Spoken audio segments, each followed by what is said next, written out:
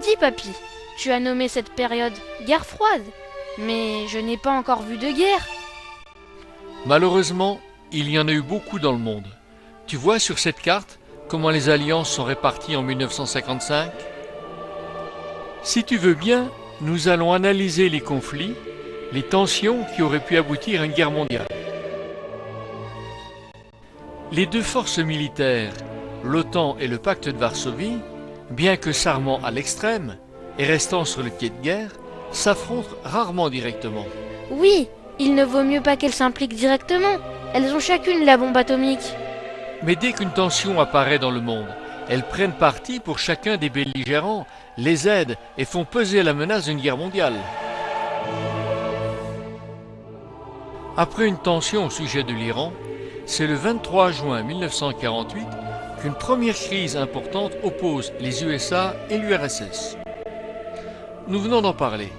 L'URSS impose un blocus à Berlin qui ne peut être ravitaillé que par un pont aérien américain et britannique. Pendant la guerre civile chinoise, qui a fait 6 millions de victimes, les communistes emmenés par Mao Tse-tung battent les nationalistes de Chiang Kai-shek et proclament la République populaire de Chine le 1er octobre 1949. Malgré de légères divergences idéologiques, la Chine devient un allié puissant de l'URSS. En abordant le sujet de la décolonisation, nous avons déjà parlé de la guerre d'Indochine qui oppose la France au Viet Minh de Chi Minh. Cette guerre, de 1946 à 1954, a fait 500 000 morts.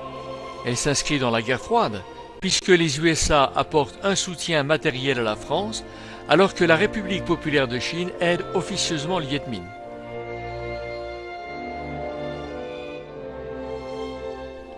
Après la capitulation du Japon en 1945, la Corée est libérée, mais divisée. Au nord du 38e parallèle, la République populaire de Corée, et au sud, la République de Corée. En 1950, soutenu par l'URSS et surtout la Chine, le Nord envahit le Sud. L'ONU s'y oppose et confie aux États-Unis le commandement d'une force dans laquelle se retrouvent 16 autres pays qui acceptent de venir en aide à la Corée du Sud. Après 3 années de guerre qui fait plus d'1 million de morts, la frontière revient à sa position départ, sur le 38e parallèle.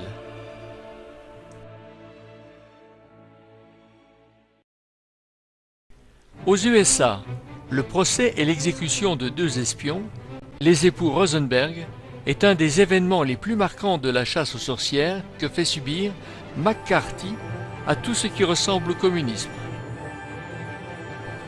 En Amérique latine, sous la présidence d'Eisenhower, les USA soutiennent les régimes qui leur sont favorables, même s'ils sont des dictatures, et par ailleurs, ils entreprennent des actions contre des régimes évoluant vers le communisme. Toutefois, Fidel Castro, à la tête d'une armée rebelle, renverse le dictateur de Cuba en 1959, puis applique une politique communiste.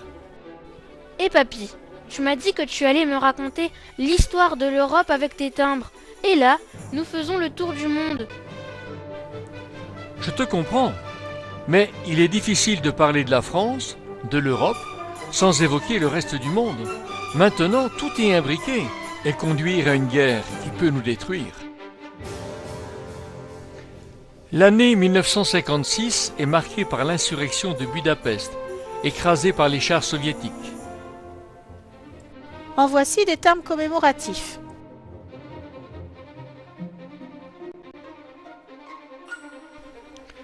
Pour récupérer le contrôle du canal de Suez, le Royaume-Uni, la France et Israël attaquent en novembre l'Égypte. Ils sont désavoués par l'ONU, les USA et l'URSS et doivent se retirer. À partir de 1960, la Chine s'écarte de l'URSS et s'engage dans la révolution culturelle. En 1961, les chars américains et soviétiques se font face dans Berlin et le mur de Berlin est monté par les soviétiques. En 1962, les soviétiques s'organisent pour installer à Cuba des missiles nucléaires, afin de menacer les USA. Un bras de fer s'engage entre Kennedy et Khrouchtchev, qui se termine par une reculade des soviétiques qui retirent leurs armes. On est passé très près d'une guerre nucléaire. La guerre est peut-être froide, mais on a eu chaud. La guerre du Vietnam oppose de 1959 à 1975, d'une part, la République démocratique du Vietnam ou Nord-Vietnam, soutenue matériellement par le bloc de l'Est et la Chine, et épaulée par le Front national de libération du Sud-Vietnam, appelé Viet Cong. Face à, d'autre part, la République du Vietnam ou Sud-Vietnam, soutenue par les États-Unis qui engagent leur armée à partir de 1964. Mais c'est une deuxième guerre d'Indochine. La guerre du Vietnam se termine en 1975 par le retrait des Américains et l'unification du Vietnam sous l'autorité du Nord, qui prend le nom de République socialiste du Vietnam. Le Laos et le Cambodge sont impliqués dans la guerre du Vietnam et vont eux aussi être engagés dans une terrible guerre civile. Les pays du bloc de l'Est, en particulier la RDA, marquent leur soutien au Vietnam du Nord, en émettant de nombreux timbres évoquant cette guerre.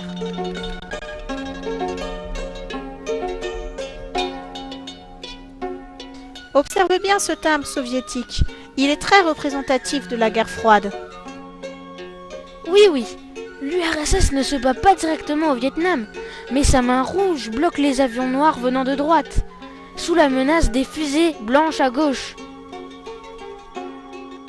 1968, c'est aussi le printemps de Prague, sur lequel, si tu es d'accord, je ne reviens pas. Oui, allez, vas-y papy, continue. En Afrique, de nombreux conflits sont des enjeux de la guerre froide. C'est en Angola et au Mozambique, des colonies portugaises arrivées à l'indépendance tardivement en 1974, que se passent les plus effroyables guerres provoquant plus d'1 million de morts. L'Éthiopie destitue son empereur, Haïlé Sélassié. La Namibie, avec l'appui de l'ONU, a du mal de s'affranchir de l'Union sud-africaine.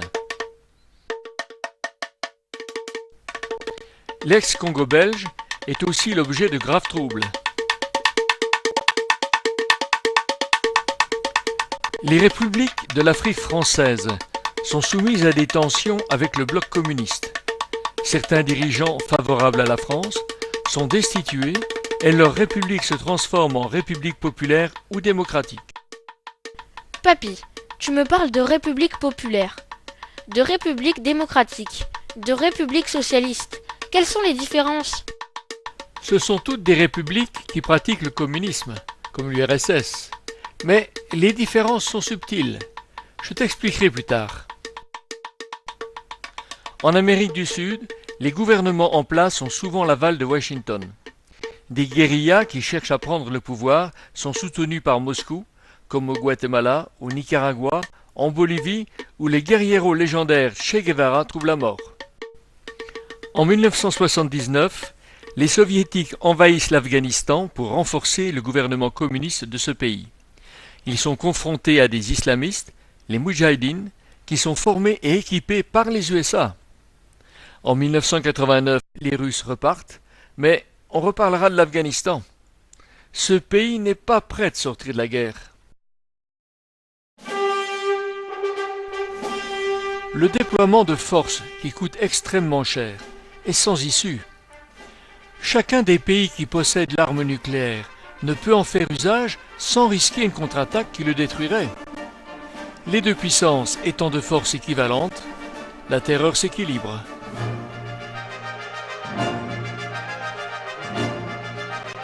Ces hommes venant du monde entier, et principalement de l'ONU, réclament l'arrêt de la prolifération de l'armement.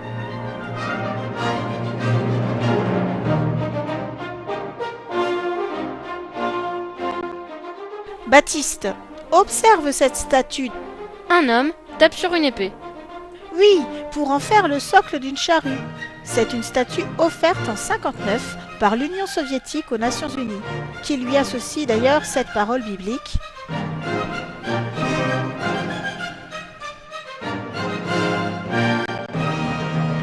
Tout en étant encore opposés dans quelques conflits que nous venons d'énumérer, après l'affaire de Cuba, les deux grands entraînant avec eux les autres nations s'accordent pour stopper cette escalade. Ces timbres témoignent de quelques congrès, souvent suivis d'accords. Outre ces efforts, une conférence regroupant 33 pays européens, ainsi que le Canada et les États-Unis, aboutit en 1975 aux accords d'Helsinki, fêtés par ces timbres. Le coût de la course aux armements devient insupportable, surtout pour l'économie soviétique. En 1983, Ronald Reagan met fin à cette surenchère en annonçant le projet Initiative de défense stratégique, IDS, ou Guerre des étoiles. Les États-Unis se protégeraient des armes nucléaires par un bouclier spatial très coûteux qui dévierait les missiles. L'Union soviétique, qui ne peut pas suivre, reste vulnérable et abandonne la course aux armements. Ils jettent l'éponge alors.